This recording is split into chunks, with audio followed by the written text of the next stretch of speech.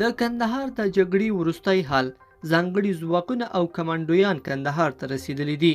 خلک دې ډاډه اوسي د دوی امنیتي سرتیري په ساحه کې دي.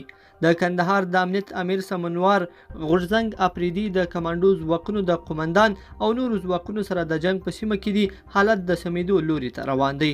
په ډېر لنډ وخت کې به امنیتي ځواکونه وسلوال ترهګر د سیمو څخه پسې واخلي.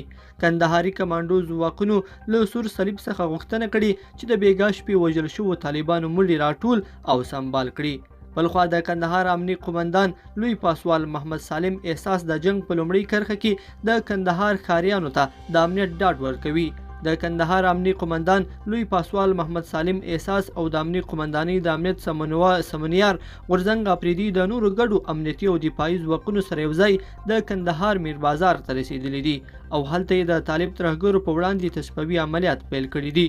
لوی پاسوال محمد سالم احساس د کندهار ښار اوسیدونکو ته ډاډ ورکوي ترڅو د دوی ساتونکي ژوندي وي د آرام ساه دې اخلي او خپل عادي چارې دې مخ ته وړي، ځکه ترهګر د عامو خلکو په منځ کې ویره خپره کړې ده.